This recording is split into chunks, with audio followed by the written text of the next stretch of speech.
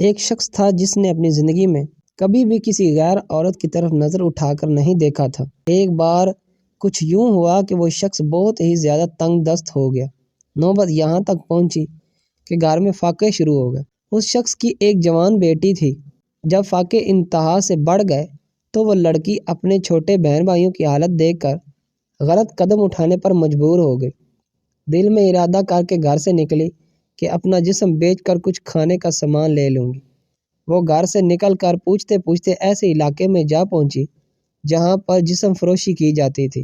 وہ لڑکی وہاں جا کر اپنی ادائیں دکھا کر لوگوں کو اپنی جانب متوجہ کرنے لگی، لیکن کسی ایک شخص نے بھی اس کی طرف توجہ نہیں دی۔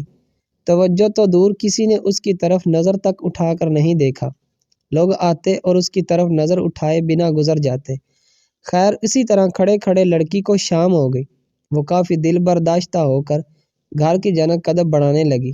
جب گھر پہنچی تو اپنے باپ کو منتظر پایا۔ پریشانی میں مبتلا باپ نے پوچھا، بیٹی تو کہاں چلی گئی تھی؟ لڑکی نے باپ سے معافی مانگی اور رو رو کر سارا ماجرا بیان کیا۔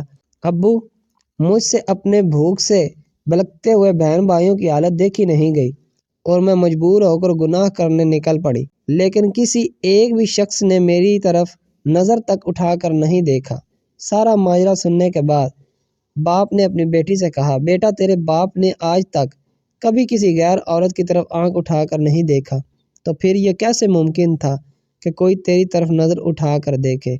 دوستو، ہماری سوچ کے راستے بہت وسیع ہیں۔ امید کرتے ہیں کہ یہ تحریر سننے کے بعد آپ ضرور سوچیں گے۔